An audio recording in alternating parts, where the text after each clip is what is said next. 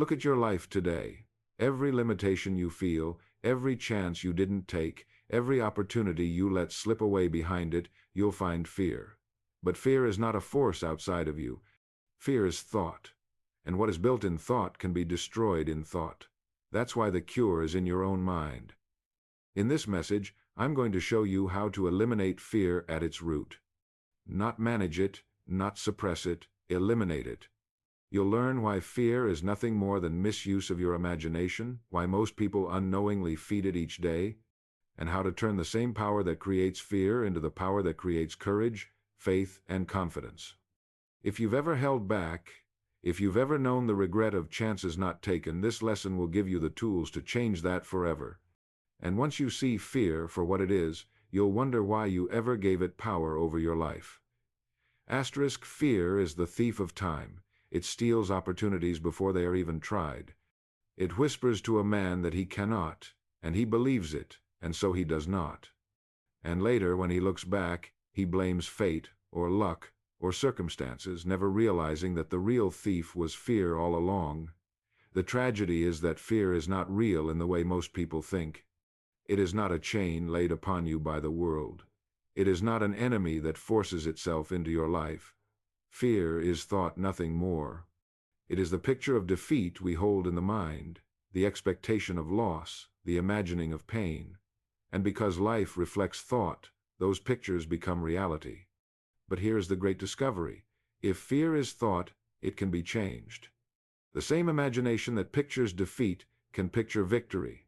The same mind that dwells on loss can dwell on gain. And once you see that, once you understand the law, fear has no more power over you. You can eliminate it completely, because you can replace it with faith, with courage, with expectancy. That is the law. And that is the truth most men never discover. Over the next 80 minutes, I'll take you step by step through the process of eliminating fear from your life. We'll look first at what fear really is, how it begins, how it grows, and why it rules so many. We'll uncover the cost of living in fear, and why it wastes years and opportunities. Then we'll turn to the cure, the power of thought. I'll show you how to replace fearful thoughts with images of courage and success, how to hold those pictures until they shape your actions, and how to make courage a habit so natural you no longer think of it. We'll talk about goals. For a man without a goal will always be afraid. We'll explore attitude, for life reflects what you carry within. We'll test discipline, for only by guarding your mind can you keep fear out. And finally, we'll lift our eyes higher to see that the surest way to eliminate fear is to live as if entrusted with a mission greater than yourself. Along the way, I'll give you examples, stories, and practical tests. I'll open loops that will keep you curious, and I'll point to truths that may surprise you, even contradict what you've always assumed about fear.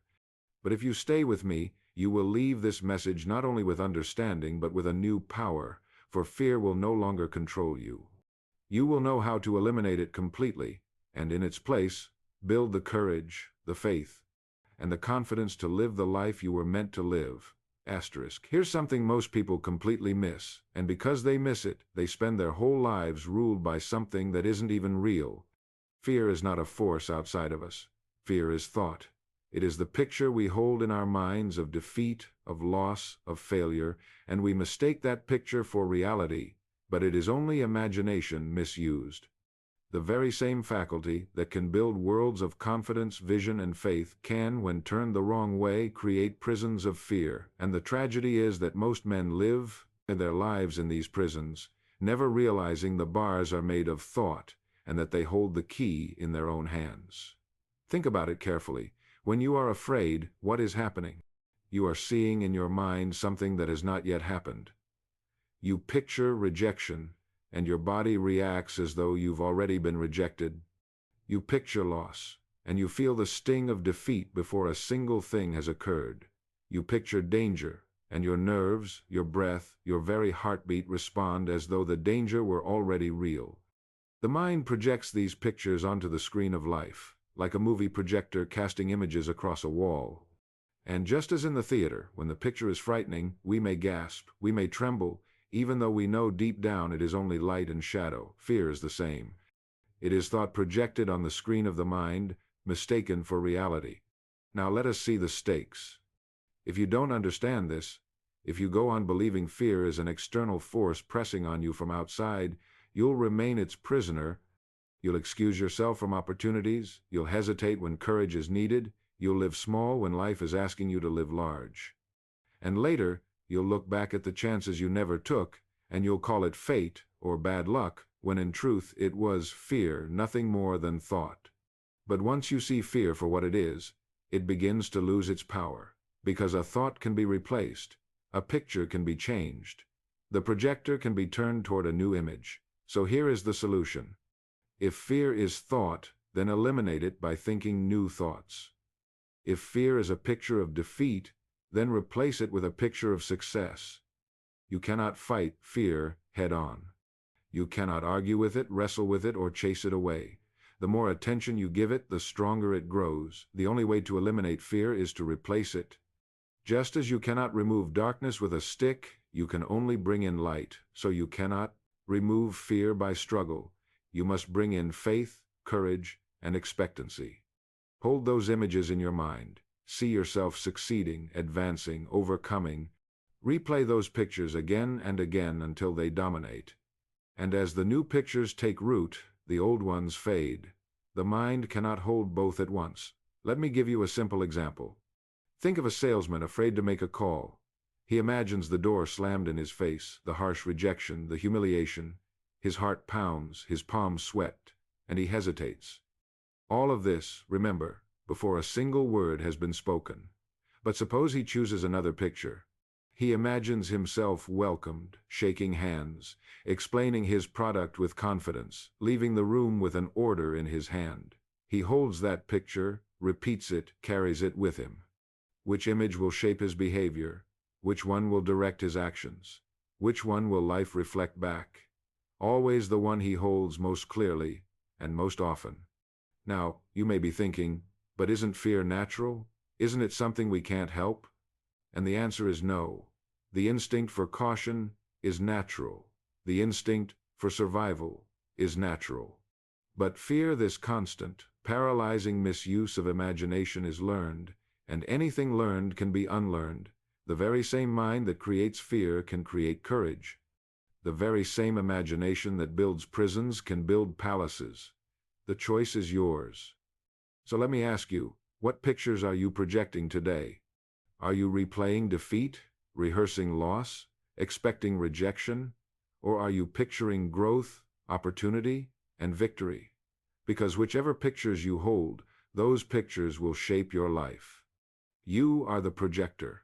Life is the screen, and the images you choose will determine the story you live. And this brings us to a deeper question. If fear is thought, then where do these thoughts come from? Why do some men seem filled with fear while others live boldly? The answer lies in the roots of fear, in uncertainty, in drifting, in conformity to the crowd. And that is where we will turn next. If fear is thought, if it is only the misuse of imagination, then the next question is, where do these fearful thoughts come from? Why is it that so many men are ruled by fear while only a few live with courage? To answer this, we must go to the very roots of fear. And when we do, we find three things: uncertainty, drifting, and conformity. These three, working quietly in the mind, produce the anxious, hesitant spirit that keeps men from living freely. First, fear grows in uncertainty. A man who has no clear purpose, no defined goal, no chosen direction, will always be uneasy. Why? Because the mind cannot rest in vagueness. If a man does not know where he is going, every shadow frightens him, every obstacle seems larger than it is, every possibility feels like a threat. But let that same man decide on a goal, let him choose a worthy ideal and commit himself to it, and immediately his fear begins to fade. Uncertainty breeds fear, direction breeds courage. This is why a man with a clear purpose will walk boldly through conditions that terrify others. He is not guessing where he is going, he knows. Second, fear takes root in drifting. A ship without a captain, without a chart, without a destination, is not only useless, it is dangerous. It will be carried by the winds, driven by the currents, until it ends up wrecked or stranded. And most men live like that ship. They drift through life without charting their own course, assuming the current will take them somewhere worthwhile. But drifting always leads to fear, because the man who drifts knows deep down that he is not in control. He senses that life is carrying him toward rocks, and he dreads what he cannot see. But the man who takes the wheel, who chooses his course, who sets his sails toward a destination, moves with confidence. The current may be strong, the storm may be fierce, but he does not fear because he is steering. Direction is the cure for drifting, and drifting is one of the deepest roots of fear. And third, fear is inherited from the crowd through conformity. Most men are afraid because most men have accepted fear as normal. They see the majority hesitating, shrinking back, worrying, and they assume that must be the proper way to live. But the crowd is almost always wrong. Consider the study of 100 men, all beginning at age 25 with equal hope and ambition. Follow them for 40 years, and by 65, only 1 is rich, 4 are financially independent, 5 are still working, and 54 are dependent, broke, afraid. 95 out of 100 fail. And why? Because they conformed. They lived as the others lived, thought as the others thought, feared as the others feared. Conformity is nothing more than fear in disguise, the fear of being different, the fear of standing alone, the fear of thinking for oneself. And yet the 5% who succeed are precisely those who break free from conformity, who refuse to inherit the fears of the crowd. They chart their own course, they choose their own thoughts, and they live with courage while the rest live in fear. Now, let us see this plainly. Fear does not come from some mysterious force outside you. It grows in uncertainty, in drifting, in conformity. It grows when you have no goal, no direction, no independence of thought. And if you will strike at these roots, fear will wither. Decide on a goal, and uncertainty loses its power. Take control of your life, and drifting ends. Break from the crowd, and conformity dissolves. Do these things, and you will find that fear, which once seemed so overwhelming, was nothing more than a shadow cast by your own indecision. So, let me ask you directly, are you living with purpose, or are you drifting? Are you choosing your own thoughts, or are you conforming to the fearful habits of the crowd? Because whichever it is, your life will reflect it. The fearful man, uncertain and drifting, will always hesitate, always hold back, always waste his years. The man of purpose, steering his own ship, will move boldly forward, and fear will fade before him. And this brings us naturally to the next subject. If this is what fear is, and if these are its roots, then the question we must ask is, what does it cost us? For fear does not only weaken the mind, it steals from us the very years of our lives. And that is what we will uncover next. If we understand now what fear really is, and if we've seen the roots from which it grows, then we must face the hardest truth of all, the cost. For fear is not harmless. It is not simply a nuisance to be tolerated, or an uncomfortable feeling we carry from time to time. Fear is a thief, and the thing it steals is life itself. Every opportunity that slips by, every door left unopened, every chance left untaken behind them, all stands fear.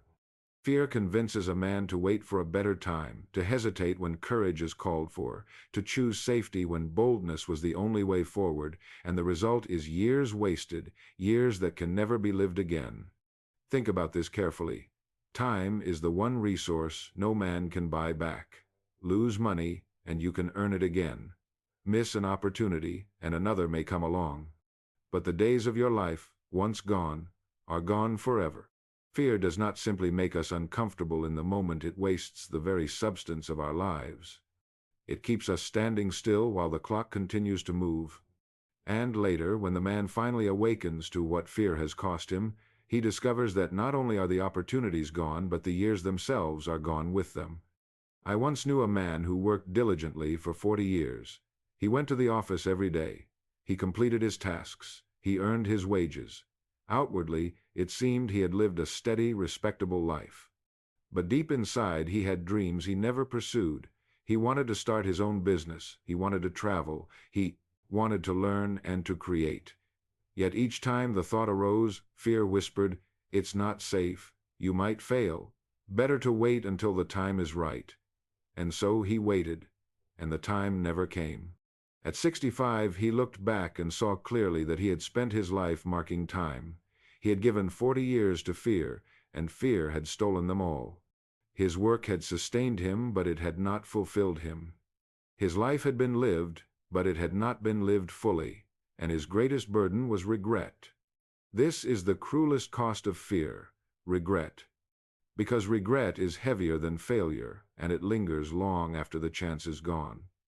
A man who tries and fails can always try again. A man who risks and loses can rebuild. But the man who never tries, never risks, never steps forward because fear held him back, he is the one who wakes one day with nothing but regret. And regret is a weight no man can throw off, because it is the knowledge that he had the chance, and he chose not to take it. Now let us be honest with ourselves. How many times have you hesitated because of fear? How many times have you said, someday, when you knew you should act today?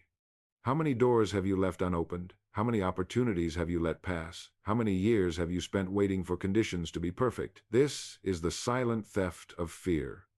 It does not always strike loudly. It whispers, it delays, it convinces you that tomorrow is better. And tomorrow becomes next week, and next week becomes next year, and before long decades are gone. Fear has stolen them all, and it has left you nothing but the ashes of wasted time. So let us see the stakes clearly. To live in fear is to waste life. Every day spent in fear is a day lost to courage. Every opportunity surrendered to fear is a piece of life surrendered to nothingness. And every year lived in hesitation is a year that cannot be relived, no matter how much you may wish it. Fear does not simply frighten us in the moment at 40. It steals our tomorrows, it steals our years, it steals our lives. But once you see fear for what it is, not a monster, not a force, but only thought, you realize it has no right to take another year from you. You realize you can stand against it, replace it, and rebuild your life on courage instead of fear. And when you do, the years ahead become yours again. And this brings us naturally to the next truth. For fear does not only steal years, it also shapes the years it leaves behind. Fear has a way of creating the very things it dreads. It projects failure, and so it produces failure. It expects defeat, and so it attracts defeat. In this way, fear is not only a thief, but a builder of the wrong kind of life, and that is what we must explore next. Here's something that at first may sound almost unbelievable, but the more you think about it, the clearer it becomes. Fear not only steals our years, it also creates the very things it dreads. Fear is a builder, but it is a builder of the wrong kind of life. The fearful man imagines defeat, and by dwelling on that image, he unconsciously guides his actions toward defeat. He expects rejection, and so he approaches others timidly, and they in turn withdraw. He expects loss, and so he moves cautiously, misses opportunity, and ends up losing precisely because he held back. Fear, in this way, becomes prophecy fulfilled. It predicts disaster, and then, through the power of thought and action, brings disaster into being. We must see this clearly. Thoughts are not idle, they are seeds. They are causes, and life reflects them faithfully. If a farmer goes into his field and sows weeds, he will not be surprised to see weeds grow. If he leaves the ground untended, he will not be shocked to find thorns choking out the soil. Yet, when a man fills his mind with thoughts of fear, he somehow imagines life will give him something different. But life is as faithful as the soil. It gives back what is planted. Fearful thoughts produce fearful results. Courageous thoughts produce courageous results. It is as simple and as serious as that. Let me give you a picture. Imagine a salesman who fears rejection. He walks into the prospect's office already braced for a harsh word. His voice is hesitant, his manner uncertain. The prospect senses his doubt, grows impatient, and sends him away. The salesman leaves saying, "I knew I would be rejected." He does not realize that his expectation created the very outcome he dreaded. Now imagine another salesman, equally skilled but filled with expectancy. He walks in confidently, speaks warmly, listens carefully, believes the order is his, and more often than not, it island. Why? Because his expectations shaped his actions, and his actions shaped the result. Fear built failure, and faith built success. Both men proved themselves right, because life always fulfills the prophecy spoken by their thoughts. This is why fear is so dangerous. It is not passive, it is active. It is not simply a feeling that makes us uncomfortable. It is a creative force, shaping our lives in its own dark image. Every fearful thought is a command to the mind. Bring me defeat, bring me disappointment, bring me rejection. And the mind, faithful to the image it is given, sets to work producing exactly that. Now here's the hopeful side. If fear can create failure by misused imagination, then courage can create success by right use of imagination. If fear is the picture of defeat held in the mind, then faith is the picture of victory held in the same mind. The law works both ways, and the choice is always yours. You can hold the image of what you dread and watch life build it for you, or you can hold the image of what you desire and watch life build that instead. Either way, the law is always working, and the mirror is always reflecting. But let us not soften this truth. If you choose fear, you are choosing failure. If you dwell on fear, you are commanding your life to deliver exactly what you dread. And if you expect defeat, defeat will come, not by fate, not by chance, but by the power of your own thoughts shaping your actions and your results. That is the cost of fear. It steals your years, and it fills those years with the very things you feared most. So, let me ask you, what have you been expecting? Do you rise each morning expecting opportunity, expecting progress, expecting good, or do you rise expecting trouble, expecting rejection, expecting loss? Because whatever you expect, that is what you will find. Fearful expectancy leads to fearful outcomes. Courageous expectancy creates opportunity. That is the law, and no man escapes it. And this brings us to the most important part of all. If fear is thought, and if fear not only wastes our years but builds the very failures we dread, then the only cure is to take control of thought itself. We must replace fearful images with images of faith. We must turn imagination from servant of fear to servant of courage. We must learn to direct it, to guide it, to use it deliberately. And that is where we will turn next, as we look at the cure, thought in the service of courage. Now that we see what fear truly is, thought misused, imagination turned against us, we are ready to look at its direct opposite.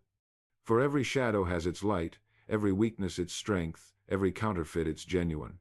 The opposite of fear is not simply the absence of dread or the quieting of nerves. The true opposite of fear is faith. And when you understand this, you see something remarkable. Both fear and faith are built on the same foundation. They both demand that you believe in something unseen. They both require you to hold a picture in your mind of what has not yet come to pass. They both shape your actions and, in turn, shape your results. The only difference is the direction in which they point.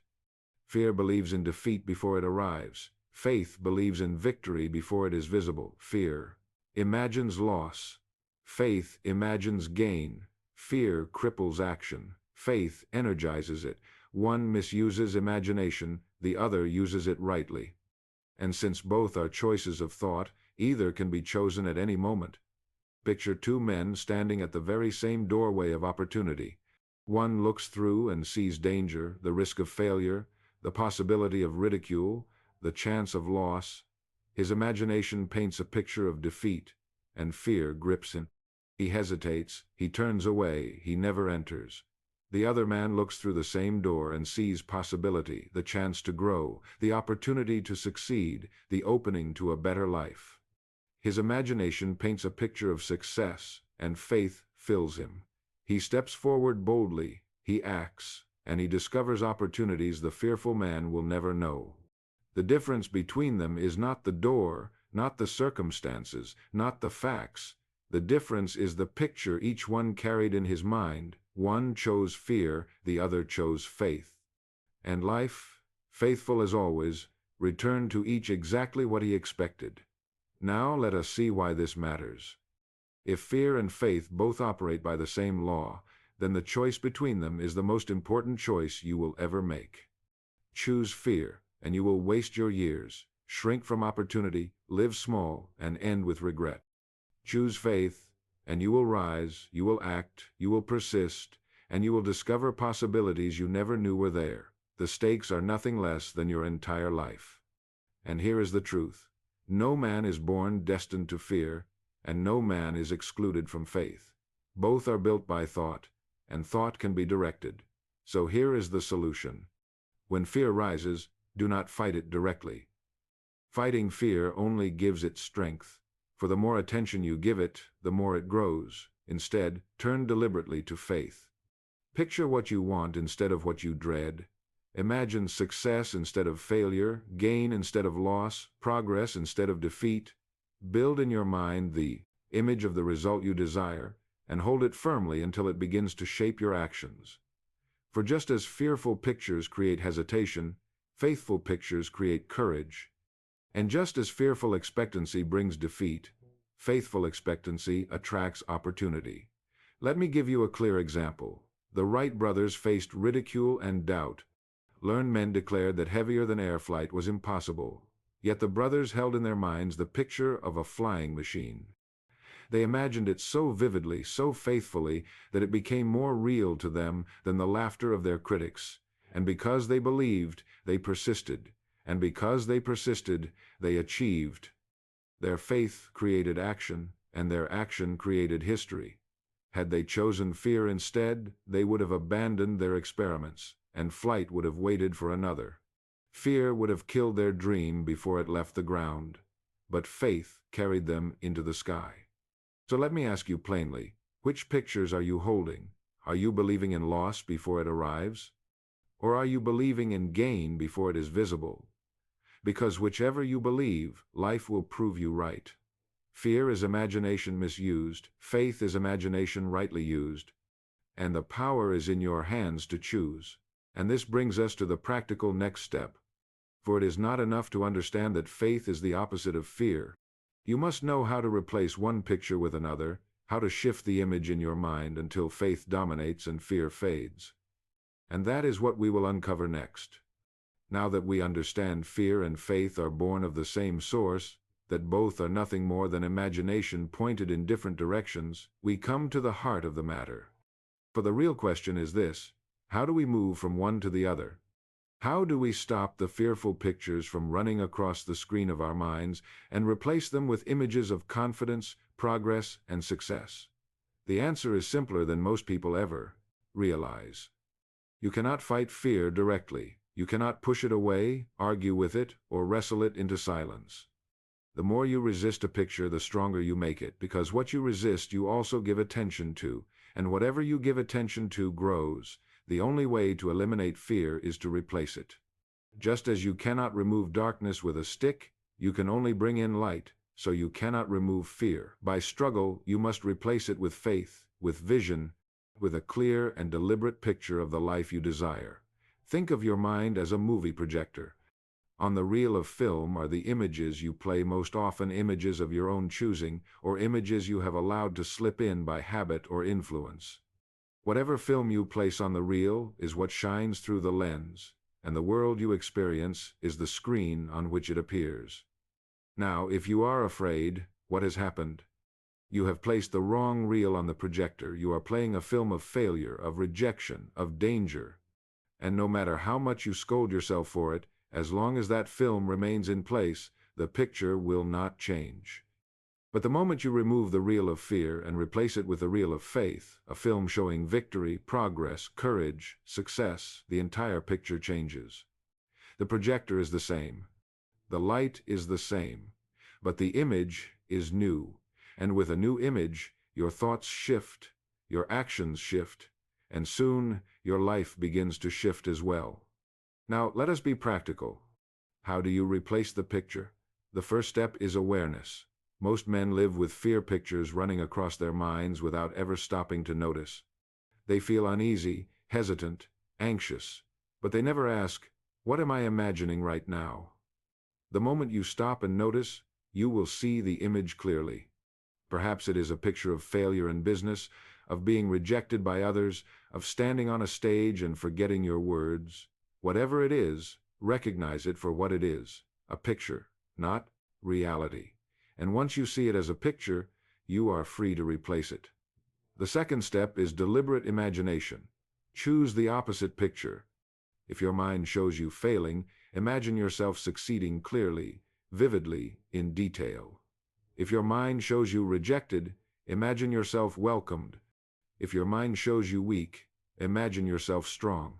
Hold that image as firmly as you can. Replay it again and again. For the mind cannot hold both pictures at once. One will dominate. And if you practice long enough, the new image will always win. Consider the Wright brothers. Before they ever left the ground, they had flown countless times in their minds.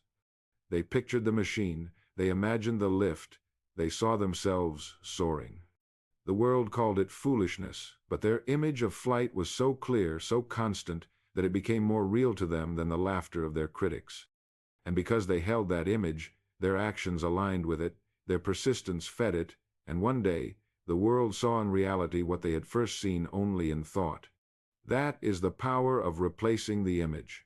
Now some may object and say, but what if fear returns? What if the old picture comes back? And the answer is, of course it will. The old film has been running for years. It will not vanish in a single day, but each time it appears, replace it again. Do not despair. Do not fight. Simply change the reel. Put the image of faith back on the projector. Do this often enough, and the old film wears out, the new one takes its place, and fear loses its hold.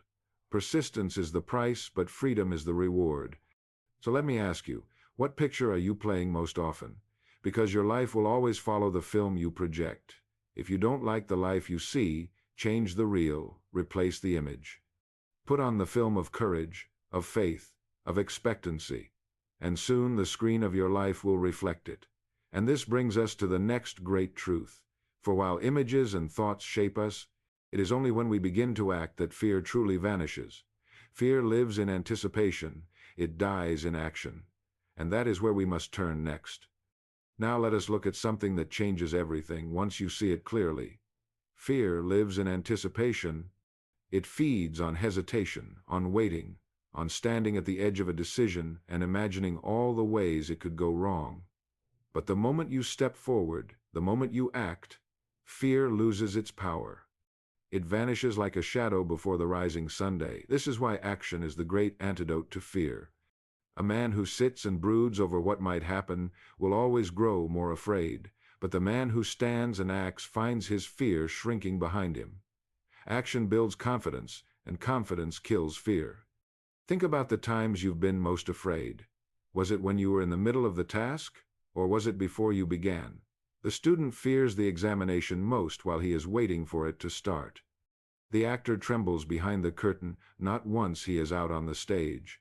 The salesman fears rejection most as he stands outside the door, not when he is speaking his pitch. Fear is strongest in the imagination, not in reality. And that is why bold action taken in the face of fear is the surest cure for it. Once you begin, you discover the monster was never there. It lived only in your thoughts. I once knew a salesman who confessed that every morning he dreaded making his calls. He imagined doors slammed in his face, harsh words, embarrassment. For weeks, fear kept him from picking up the phone. But then he made a decision. He would not stop at 1 call or 10 calls, but he would make 50 calls a day until fear no longer had any power over him. At first, every call felt like walking into a storm, but each time he acted, the storm grew weaker. Within weeks, he found himself making calls with confidence. What changed? Not the customers, not the product. What changed was him. By acting again and again, he proved to himself that fear was only thought. His action killed it. Now let us be honest. Action is not always easy. When fear is strong, the first step can feel impossible. But here is the great secret. The first step need not be large. It need only be taken. Do one small thing, take one simple action, write the first line, make the first call, knock on the first door. The moment you move, your feelings begin to follow. Fear shrinks, courage grows, and momentum carries you forward. Every great achievement begins this way, not with the absence of fear, but with action taken in spite of it. And notice what happens when you act consistently.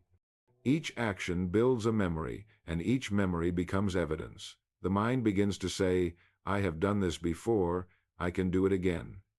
Fear thrives in uncertainty, but action creates certainty. Fear whispers, "You can't." Action answers, "I just did." And the more you act, the stronger your confidence grows, until one day you look back and wonder why you ever feared at all.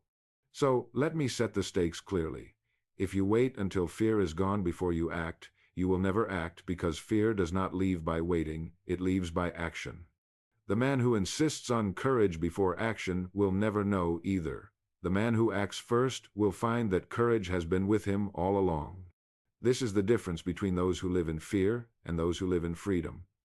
The fearful man waits, and his life passes him by. The fearless man acts, and his life expands before him. So let me ask you, what action have you been postponing because of fear? What step have you hesitated to take because you were waiting for courage? Take it now, begin, and watch as fear melts away. And this brings us to the next great principle. Thought and action, when guided by faith, already create courage. But there is something that multiplies their power, something that determines whether life reflects back success or failure. That force is attitude, and it is to attitude that we must now turn. Here is a truth that seems so simple, many overlook it, yet it is one of the most powerful truths in the world. Life is a mirror. It reflects back to you what you carry within. If you carry confidence, the world reflects opportunity. If you carry suspicion, the world reflects rejection. If you carry gratitude, the world reflects abundance. If you carry complaint, the world reflects scarcity. Attitude is not decoration, not something you put on like a suit of clothes. It is the cause, and life is the effect. What you project outward in your spirit is what life reflects back to you in circumstance. And this is why so many live afraid, not because life itself is fearful, but because they approach it with a fearful attitude, and the mirror returns to them exactly what they expect. Think of two men entering the same room. One walks in with warmth in his eyes, with interest in others, with a quiet confidence that he belongs. He smiles, he speaks, he treats others with respect. And how do they respond? They smile back, they welcome him, they are glad he came. The other man enters with doubt in his face, with unease in his posture, with suspicion in his eyes. He waits for others to greet him, but they do not. He speaks little, he withdraws, and when he leaves he says to himself, "I knew they wouldn't welcome me." But the truth is, he himself projected that expectation, and the world merely reflected it back. Both men entered the same room, but each left with a different experience. The difference was not the room, it was their attitude. I once knew of a woman who moved to a new town with her husband. She stayed in her house, waiting for the neighbors to come and welcome her. Weeks passed, and no one came. She grew bitter, convinced that she was being excluded, that the people of that town were cold and unfriendly. But the truth was, she had never once gone to them. She had never smiled, never extended her hand, never taken the first step. Her attitude of withdrawal created the very exclusion she feared, and the mirror of life faithfully reflected it back. This is how attitude works. It is always returned to you, like an echo. Now let us see the stakes. If your prevailing attitude is fear, if you approach life timidly, expecting rejection, then that is what you will find.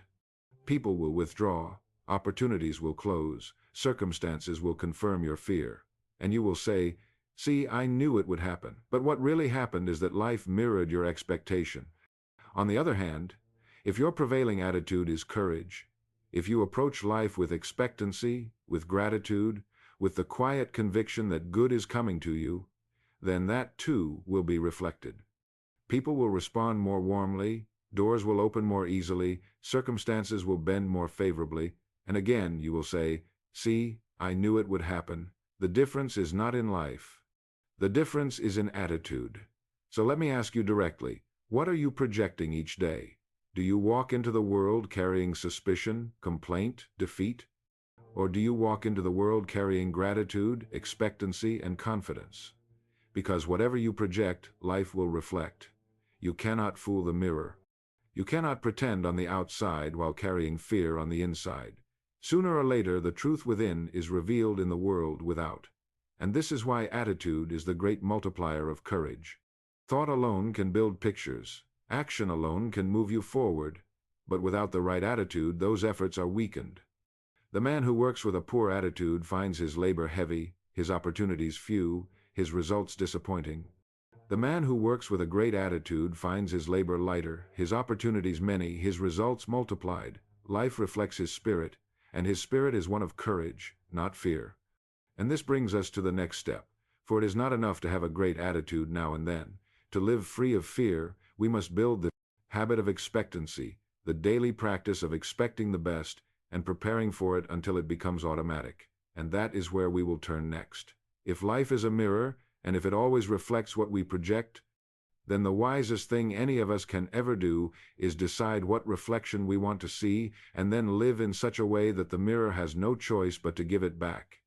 This is where expectancy comes in. Expectancy is more than optimism, more than hope. It is the steady, deliberate belief that life will bring you what you are preparing for. And here is the wonderful thing. Expectancy is not some mysterious gift given to a few. It is a habit that any man or woman can build. When you expect the best, consistently and deliberately, life begins to shape itself around that expectation. But when you expect failure, even unconsciously, life shapes itself around that as well. The law does not play favorites. It simply reflects back what you put into it. Now, let us see how this works. A man who expects rejection will approach others timidly. He will hold back his words, soften his voice, avoid eye contact, and the people he meets will feel his hesitation. They will withdraw, and he will go away saying, "I knew they would reject me." But the rejection was born in him long before it was ever reflected by them. Another man, who expects to be welcomed, carries himself differently. He stands straight, speaks with warmth, looks others in the eye. His manner says, "I am glad to meet you," and more often than not, they respond in kind. The welcome he expected becomes reality, because expectancy shaped his action, and action shaped the result. Now you may be thinking, but what if I simply pretend to expect the best while still fearing the worst? The answer is you cannot fool the mirror. Life reflects what you truly carry, not what you pretend to carry. Pretending confidence while feeding thoughts of failure will not change the reflection. The only way is to demactive cataras rapid, change the inner picture.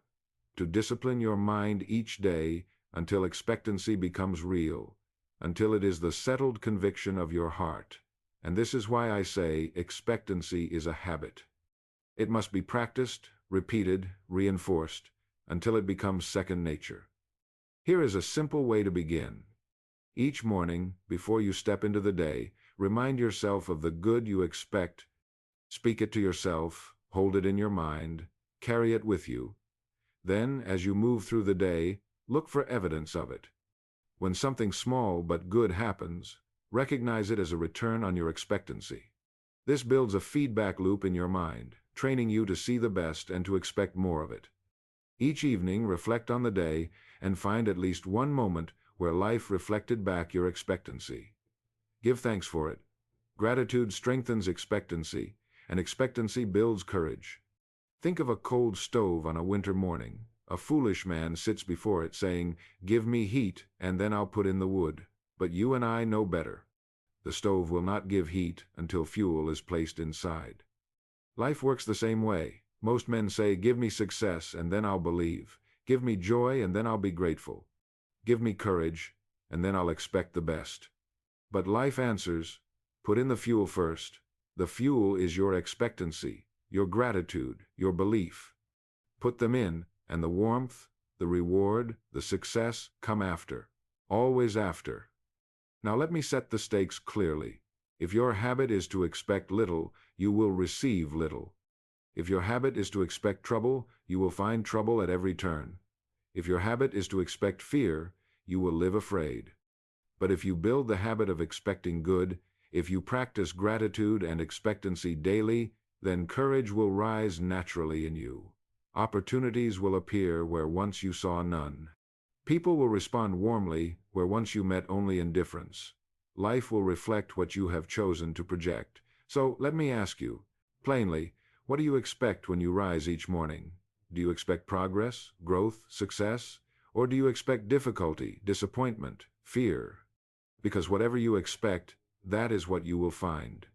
Expectancy is destiny. Build the habit, and you will find fear has no hold on you. For the man who expects the best cannot live in fear. He knows deep in his spirit that good is on the way, and that knowledge gives him courage to act boldly. And this leads us naturally to the next truth. For attitude sets the stage, but discipline secures the victory. Without discipline, expectancy fades. Without persistence, even faith grows weak.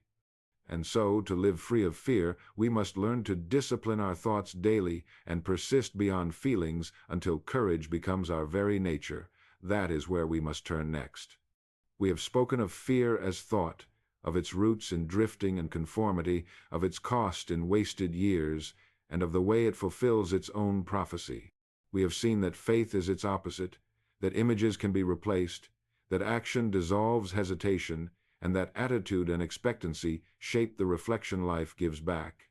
Now comes the time to put these truths into practice, for knowing them is not enough. A man may listen, he may agree, he may nod his head, but unless he acts, nothing changes. And so, I want to give you something practical, something you can begin this very moment, a test that, if taken seriously, will prove to you beyond doubt the power of your own mind. I call it the 30-day fearless test. For 30 days, discipline your mind to refuse fear and to dwell only on the pictures of courage, of faith, of confidence.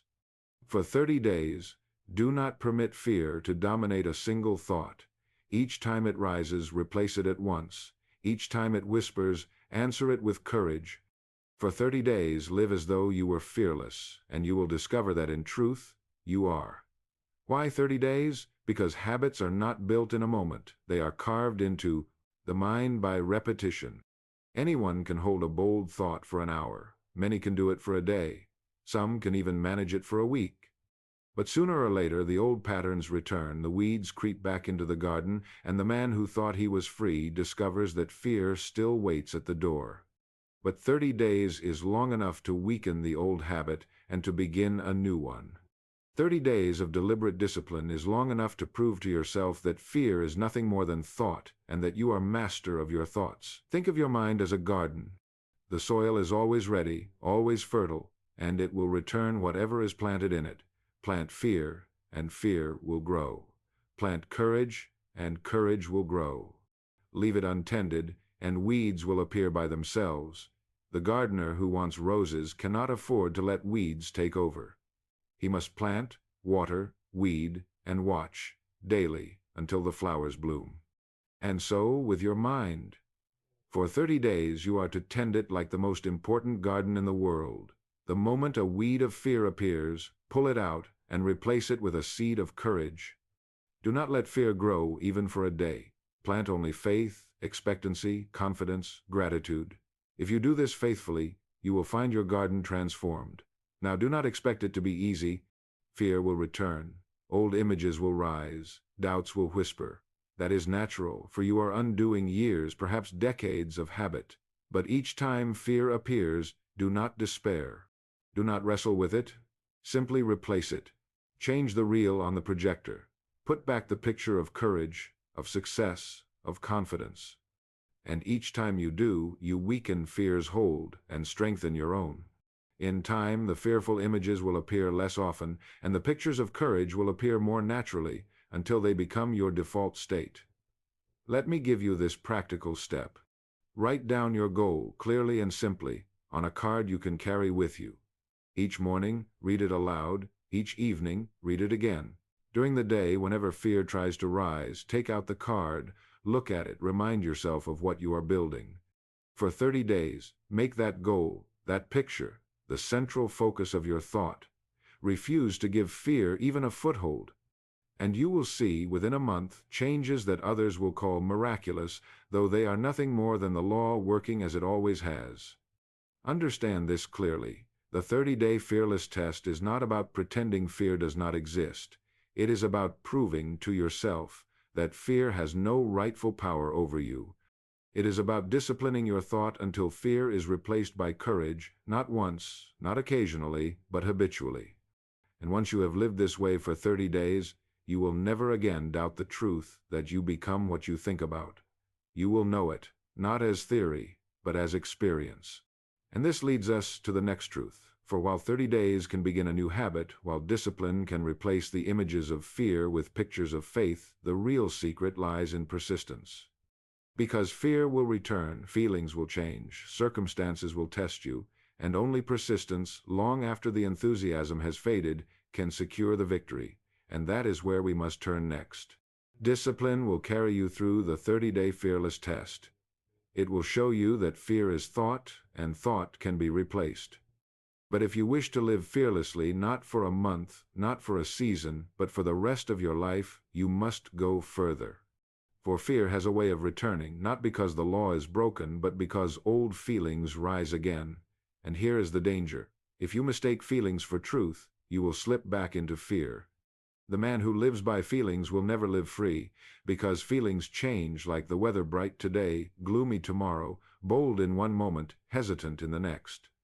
If he waits to feel confident before he acts, he will wait forever. If he trusts his courage only when it feels strong, he will never carry it far. The man who overcomes fear permanently is the man who persists beyond feelings. He acts when he does not feel like acting. He presses forward when the old doubts whisper. He endures when others quit. And in time, persistence builds a strength that feelings cannot shake. Think of the farmer planting his seed. For days, for weeks, nothing shows above the soil. The ground looks barren. To the eye, there is no progress, no harvest coming. If the farmer trusted only what he saw, if he judged only by feeling, he would quit. He would plow up the ground, abandon the field, walk away. But the wise farmer knows the truth. Growth is happening beneath the soil, unseen but certain. He persists in watering, in weeding, in waiting, until in due season the harvest comes.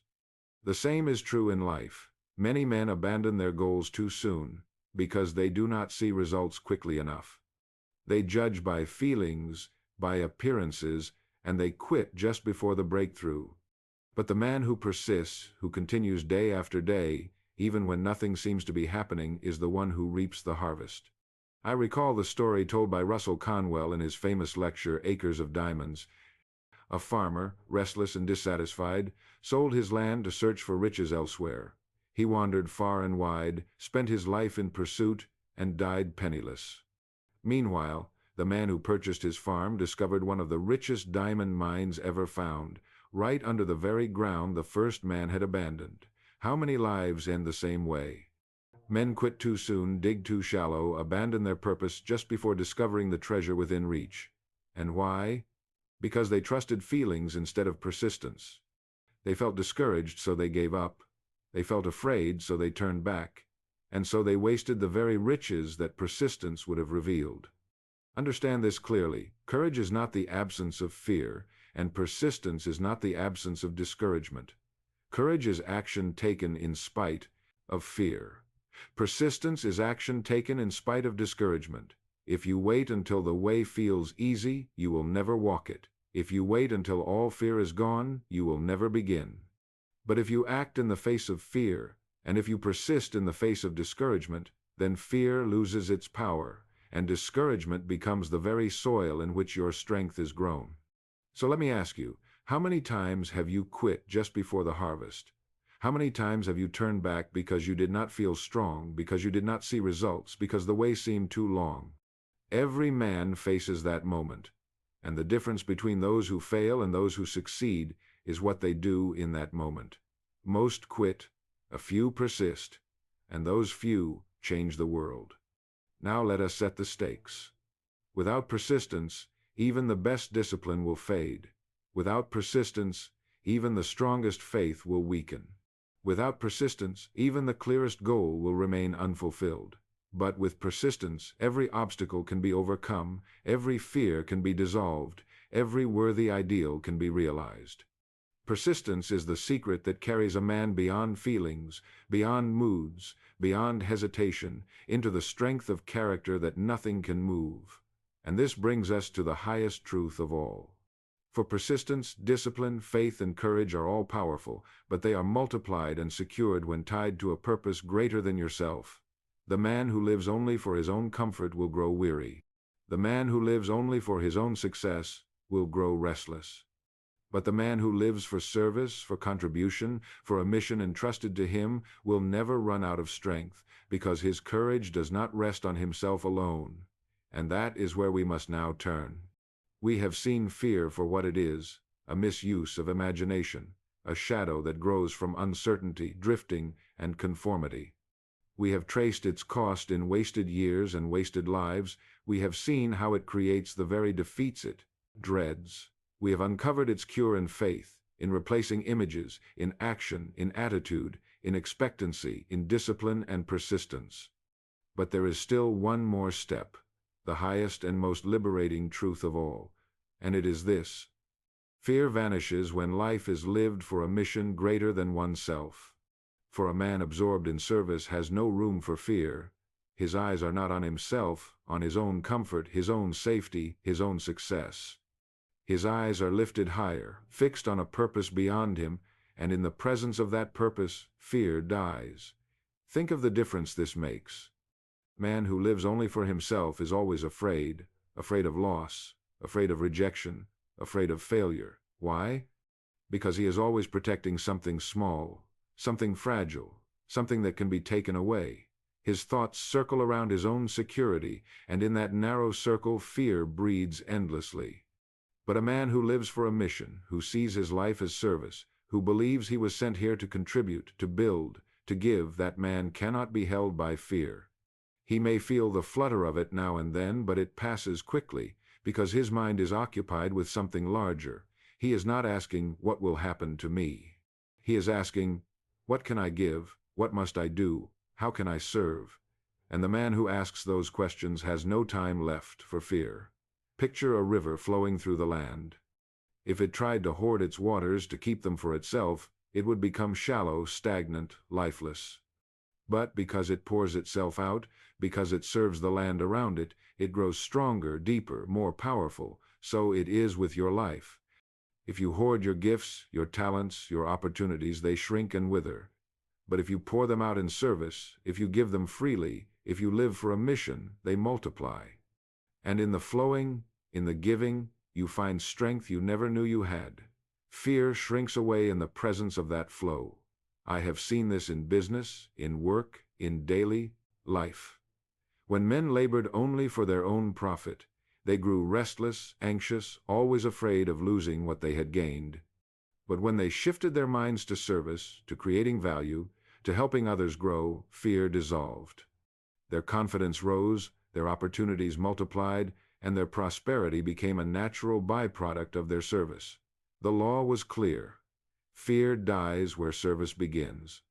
Because fear is self-centered, and service is self-forgetting. And the man who forgets himself in service finds himself lifted above the reach of fear. Now let us make this personal. What is your mission? What purpose will you serve that is greater than your own comfort? It need not be grand in the eyes of the world. It need only be worthy in your own heart. Perhaps your mission is to raise a family with love and strength. Perhaps it is to build a business that serves others honestly. Perhaps it is to master a craft and give beauty or usefulness to the world.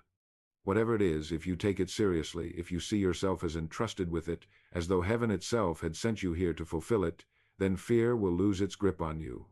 For when you live for a mission, you are no longer a drifting leaf on the wind. You are a man on a path, and nothing can deter you. Now see the stakes. Live only for yourself, and you will always be afraid. Afraid of loss, of failure, of death itself. But live for a mission greater than yourself, and fear loses its hold. You may still face challenges, but you will not be ruled by them. You may still feel moments of doubt, but they will not master you. For your eyes will be fixed on something higher, something worth any risk, something that gives meaning to every step. And when you live this way, your years are not wasted, your life is not wasted, because every day is invested in service, and every effort contributes to something larger than you. So let me ask you, will you continue to live in fear, protecting what little you think you have, or will you rise to live for a mission, giving what you can, serving where you are, building what only you can build? That choice will determine whether your life is small and fearful or large and fearless. And with that, we have come to the end of our journey together. We have seen fear for what it is. We have exposed its roots. We have counted its costs. We have learned its cure. And we have lifted our eyes to the mission that makes life fearless. And now the decision rests with you. And so we have walked together through the full arc of this truth. We have looked fear in the face and seen it for what it truly is, not a force outside us, not a chain placed on us by the world, but only thought. We have seen that fear is born in the misuse of imagination, in the shadows of uncertainty, in drifting without direction, in conformity to the fearful habits of the crowd.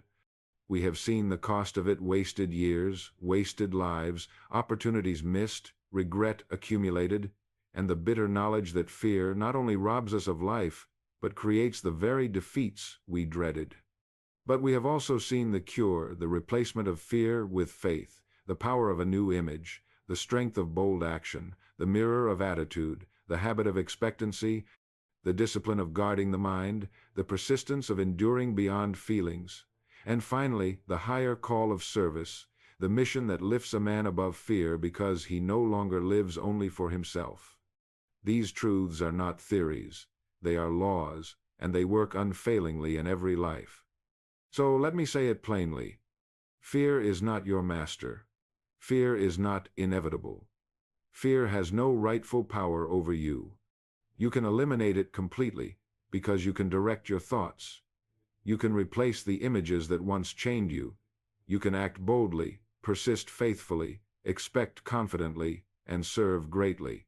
And when you do, you will discover that fear, which once seemed so overwhelming, was nothing more than a shadow, and that you, by the power of thought and purpose, were always greater than it. Make this your affirmation: I will not waste my life in fear. I become what I think about, and I choose to think courage, faith, and expectancy. I choose to act boldly, to persist beyond feelings, to expect the best, and to live for a mission greater than myself. And because I choose this, I know that fear has no hold on me. My life will be fearless, because my thoughts are fearless. My years will be fruitful, because my mind is faithful. And my destiny will be fulfilled, because I have chosen it. So here is the challenge. Do not let another day be stolen from you. Do not let another year be wasted in hesitation, in drifting, in conformity. Begin now. Begin today. Take the 30-day fearless test. Write down your goal. Hold it in your mind. Replace every fearful picture with the picture of success. Take action, however small, in the face of fear. Build the habit of expectancy. Persist when feelings fade. And above all, live as though heaven itself sent you here with a mission, because it did. If you will do this, fear will vanish, and courage will rise in its place. And before we part, let me invite you to take the next step. If you want to understand the single law that explains why fear rules most men while others live free, if you want to hear it expressed as clearly and powerfully as I have ever spoken it, then watch my message called The Strangest Secret. It is the foundation of everything you have heard today, and it will open your eyes to the truth that you become what you think about. Click here, and let us continue the journey together.